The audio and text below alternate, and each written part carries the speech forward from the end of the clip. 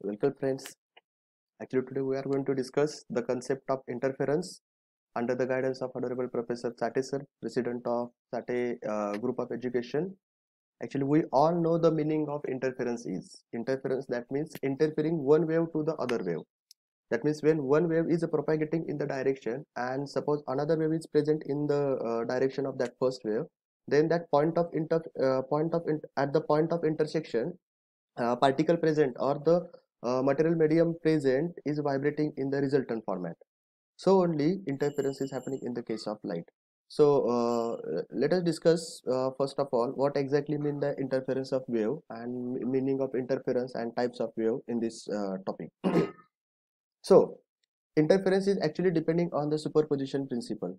Superposition principle, that means what? When one wave is coming from the one direction and another wave is coming from the another direction, then that two waves are intersecting at a single point. As we all know, light is nothing but an example of a transverse in nature. That means transverse in form. That means particles of that material medium are vibrating perpendicular to the direction of propagation. If suppose one wave is traveling in this direction and particle is vibrating in with the amplitude of that wave, and suppose at that point another wave is interfering with a very slow amplitude or very high amplitude, then that resultant point or point of intersection is vibrating with the help of two waves, because at a particular point in the medium the resultant displacement produced by a number of waves is the vector sum of the displacement produced by each of the wave. म्हणजे याचा अर्थ थोडक्यात आपल्याला समजून घ्यायला गेलं तरी पण समजू शकतो. जर एक वेव एका डायरेक्शन मधून येत असेल तर त्याचे पार्टिकल त्या वेवच्या अँप्लिट्यूड प्रमाणे व्हायब्रेट होतात, आणि जर दुसरी वेव त्याच डायरेक्शन दुसऱ्या अपोजिट डायरेक्शनने येत असेल तर त्याचे पार्टिकल त्या दुसऱ्या वेवच्या डायरेक्शनने व्हायब्रेट होत असतात किंवा दुसऱ्या वेवच्या एनर्जी प्रमाणे व्हायब्रेट होत असतात. ज्या पॉइंटला इंटरसेक्ट होतं त्या पॉइंटला जे काही पार्टिकल असेल, जो काही पार्टिकल असेल त्याचं व्हायब्रेशन दोन्ही वेवच्या रिझल्टंट प्रमाणे असतो, बिकॉज तो वेव तो पार्टिकल हे एक नंबरचा वेव आणि दोन नंबरची वेव या दोघांच्या एनर्जीचा रिझल्टंट प्रमाणे व्हायब्रेट होतो. इफ सपोज एक नंबरच्या वेवचा क्रेस्ट त्या ठिकाणी आला, दोन नंबरच्या वेवचा ट्रफ त्या ठिकाणी आला, तर त्याचा रिझल्टंट इज इक्वल टू 0 होईल. आणि इफ सपोज एक नंबरचा क्रेस्ट दोन नंबरचा क्रेस्ट दोन्हीही तिथं आले तर त्याचा रिझल्टंट असलेल्यापेक्षा जास्त असू शकतो. This is called the principle superposition one, because जेवढे वेव त्या पॉइंटला इंटरसेप्ट होतात त्या सगळ्या वेवचं रिझल्टंट इफेक्ट म्हणजे प्रिन्सिपल सुपरपोजिशन असतो खरं तर. So at a particular point when two waves, the phase difference between the displacement produced by each of the wave does not change with the time. When this happens, then it is called as a coherent one. So coherent source चा अर्थच असा असतो की जर दोन source of light एका opposite डायरेक्शनला एका डायरेक्शनला जात असेल त्यावेळेस त्या दोन्ही सोर्स ऑफ लाईटचा अँप्लिट्यूड, फेज, वेवलेंथ ह्या जर गोष्टी सेम असेल then it is called the coherent one. असं असण्याचं कारण पण आहे कारण आपल्याला कळतं सपोज एक वेवचा अँप्लिट्यूड एका वेवच्या क्रेस्टचे अँप्लिट्यूड आणि दुसऱ्या वेवच्या क्रेस्टचे अँप्लिट्यूड जर एकसारखी असेल तर त्याचा रिझल्टंट या दोन्हीपेक्षा जास्त असतो. जर सपोज असं असेल की एका वेवचा अँप्लिट्यूड दुसऱ्या वेवचा अँप्लिट्यूड यांच्यामध्ये थोडासा डिफरन्स असेल तर रिझल्टंट ह्या दोघांचा रिझल्टंट असतो. त्यामुळे जर रिझल्टंट असलेल्यापेक्षा मॅक्सिमम हवा असेल then sources must be coherent one.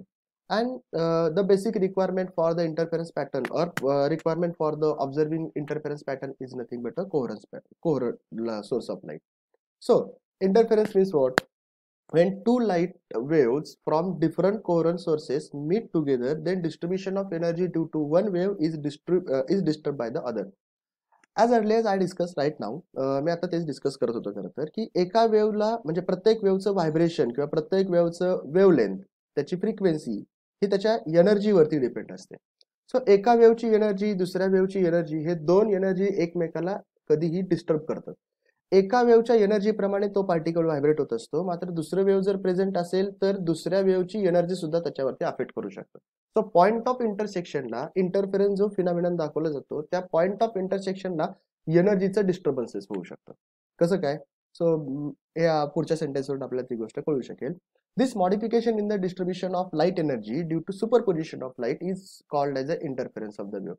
Generally हे अशा डेफिनेशन प्रमाणे वेव इंटरफेरन्स ऑफ लाईट समजून घेणं त्यातल्या त्यात जरा डिफिकल्ट राहतं, म्हणून आपण हे जरा पुढच्या डायग्राम वाईज बघूयात. Now consider there is the one water surface. Water surface is the one of the best example to study the transverse wave of light. So consider one water surface is there and we are keeping two pins just like as shown in the figure, आणि ते 2 pin vertical असल्यामुळे ते up and down पोझिशनला vibrate होणार आहेत, so that की water surface वरती waves create होतील आणि इन ऑल पॉसिबल डायरेक्शन जातील. So S1 and S2 are the two sources which are responsible for the production of the transverse wave on the surface of water. या diagram मध्ये ज्या गोष्टी दिसतात त्या आता सध्या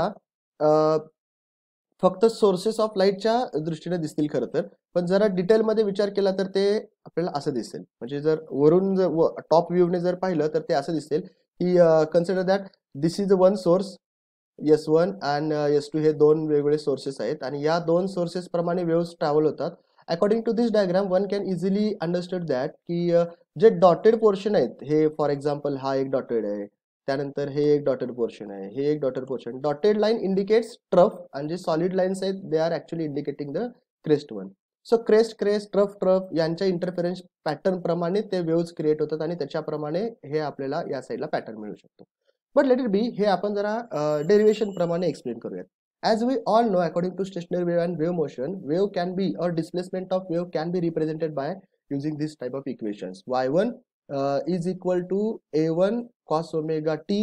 हे झालं एका म्हणजे S1 सोर्स पासून जी काही वेव्ह तयार होते त्याच्या डिस्प्लेसमेंट साठीचं इक्वेशन. सेम की Y2 is equal to A2 cos omega 2. But according to principle superposition आपण म्हणतो वेक्टर सम आहे, त्यामुळे Y1 प्लस Y2 दोन्हीची ॲडिशन आणि त्यामुळे हा आपल्याला हा रिझल्टंट इक्वेशन मिळतं. या रिझल्टंट इक्वेशनवरून एक गोष्ट कळते की y is equal to r cos omega t plus phi. Phi is nothing but phase difference and r is nothing but a resultant amplitude. Resultant amplitude can be calculated by using this equation. म्हणजे parallelogram principle प्रमाणे आपल्याला हे equation मिळतं. r is equal to under root a1 square plus a2 square plus 2a1 a2 cos phi. आणि जसं की आपल्या सगळ्यांना माहिती आहे intensity of any type of vibration is directly proportional to its square of amplitude. त्यामुळे जर मी याच इक्वेशनला स्क्वेअर केलं then equation is nothing but R square is equal to A1 square plus A2 square plus 2A1 A2 cos phi. आणि त्याला जर इंटेन्सिटीच्या फॉर्मॅटमध्ये, because as we know intensity directly proportional to amplitude, intensity directly proportional to amplitude, intensity directly proportional to amplitude. त्यामुळे आपल्याला हेच equation इंटेन्सिटीच्या फॉर्मॅटमध्ये घेतलं तर असे मिळतं IR is equal to I1 plus I2 plus 2 under root I1 under root I2 cos phi. But जसं मी मगाशीच एक्सप्लेन करत होतो ते म्हणजे जर तुम्हाला इंटरफेरन्स पॅटर्न व्यवस्थित स्टडी करायचं असेल then sources of light should be coherent. Coherent म्हणजे त्याचा अँप्लिट्यूड सेम, त्याची फ्रिक्वेन्सी सेम, त्याची एनर्जी सेम, याचा अर्थ त्याचे इंटेन्सिटी ही सेम असेल. So coherent source of light जर दोन्ही घेतलं तर I1 is equal to I2 which can be written by I. आणि hence resultant equation can be written like this. And finally आपल्याला मिळतं IR is equal to 2I plus 2I cos phi. Now, in this equation, phi is a very important factor here because IR is completely dependent on the phi. Phi is nothing but phase difference. If suppose phase difference between that two sources of light is 0, 2 pi, 4 pi, 6 pi, etc., then cos phi is equal to 0. आणि असं असेल then resultant intensity is equal to 4 times of the I असेल. And if suppose phase difference is pi, 3 pi, 5 pi, 7 pi, etc., then the cos phi or value of cos phi is equal to -1 and resultant intensity is equal to 0. म्हणजे एक तरी गोष्ट नक्की clear होते, ते म्हणजे की जर सोर्स ऑफ लाईट कोहरंट असेल ॲट दॅट टाइम एकतर इंटेन्सिटी मॅक्सिमम म्हणजे 4 टाइम्स ऑफ द आय असेल, नाहीतर मिनिमम म्हणजे 0 म्हणजे काहीच नाहीये. सो इंटेन्सिटी जर मॅक्सिमम झाली then that type of interference is called as a constructive interference. And जर इंटेन्सिटी 0 झाली then that type of interference is called as a destructive interference. We can discuss this diagram as well. So consider in this diagram there are two sources of light, blue source and red source. Don't be confuse actually की हे दोन वेगवेगळे colour नाही आहेत, दोन्हीही फक्त आपल्याला represent करण्यासाठी वेगळ्या कलरने दाखवलेत, पण दोन्ही कोहरंट सोर्सेस आहेत. म्हणजे दोन्हीचे वेवलेंथ सेम असेल आणि दोन्हीचे अँप्लिट्यूड सेम असेल.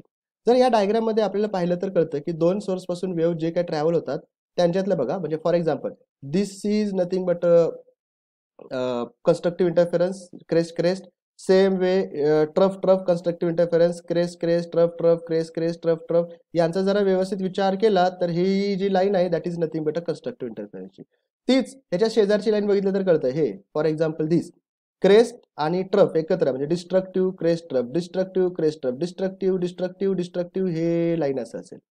आणि त्याच्या परत शेजारी जर थोडं पाहिलं तरी पण आपल्याला कळू शकतं की constructive destructive, sorry constructive constructive constructive constructive. म्हणजे इंटरफेरन्स पॅटर्न मध्ये कन्स्ट्रक्टिव्ह डिस्ट्रक्टिव्ह हे अशा प्रकारे पॅटर्न असतो. जरा व्यवस्थित याच डायग्रामला काढलं तर ते असं दिसेल. For example this yellow colour band is nothing but bright band म्हणजे कन्स्ट्रक्टिव्ह इंटरफेरन्सचा, आणि दिस ब्लॅक कलर म्हणजे डार्क बँड डिस्ट्रक्टिव्ह इंटरफेरन्सचा. परत कन्स्ट्रक्टिव्ह डिस्ट्रक्टिव्ह म्हणजे इंटरफेरन्स पॅटर्न हा कन्स्ट्रक्टिव्ह डिस्ट्रक्टिव्हचा अल्टरनेटिव्ह पॅटर्न असतो. ही गोष्ट अशी डायग्राम वरून समजणे त्यातल्या त्यात जरा डिफिकल्ट जाते, म्हणून आपण त्याला थोडं ॲनिमेटेड फॉर्मॅटमध्ये बघितलं तरी कळतं. So see this is the water surface. इथं सुद्धा दोन सोर्सेस आहेत, एक तर हा एक सोर्स असेल आणि हा एक दुसरा सोर्स ऑफ लाईट असेल.